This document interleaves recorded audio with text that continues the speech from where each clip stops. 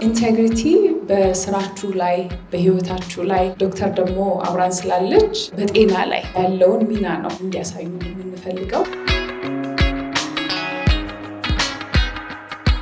ኢንቴግሪቲ የሚባለው እንደ ግብ ሳይሆን እንደ ኮምፓስ እንድትጠቀሙበት በህይወቴ ውስጥ እንደ ኮምፓስ እንደ ግብ አይደለም። የዛሬ 20 ዓመት የመሰረትነው ትምህርት ቤት ልጆቹ አድገው ኮሌጅ ጨርሰው አንዳንዶቹ ያገቡ አንዳንዶቹ ደግሞ ወደ ስራ ውስጥ ተሰማርተው ፍሬያችንን ለማየት ትንሽ ምልክቶቹን እያየን ነው።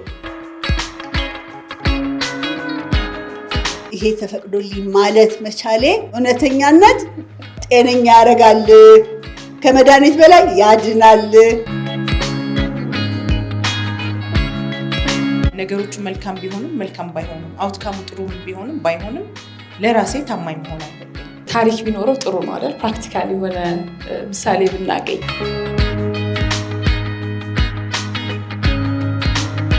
አሁን ስሙን መናገር የማልፈልገው ትልቅ የሀገራችን ተቋም 1 ሚሊዮን እንትን ይፈልጉ ነበር። ምንድነው ኤቲኤም ካርድ ሳምሃው አመ ዲዛይነር ወይም ደግሞ ከዛ ጋር መያያዝ አለበት።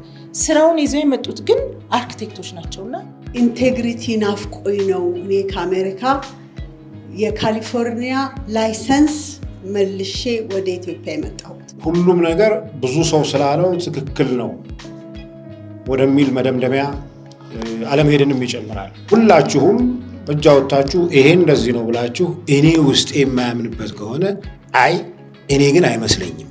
ማንም ሰው ትልቅ ነገር በህይወት ውስጥ አቺቭ ማድረግ ከፈለገ the first instinct የሚሆነው ወደ ፈጣሪው መዞርና ፈሪ መሆን ነው። ይቅርታ አድርጉልኝ፣ እኔ እንደዛ አይነት ሰው ነኝ። ይሄ ሁሉ ሲሆን እንግዲህ ክፍያው ብዙ ነው አይደለም? ከባድ ክፍያዎች ናቸውና ምን አጸናችሁ? ይሄ ሲባል ሰምታችኋል። በእውነቱ ይሄ ጥሩ ጥያቄ ነው ካልሽ እያሰብሽ ነው ማለት ነው መልሱን።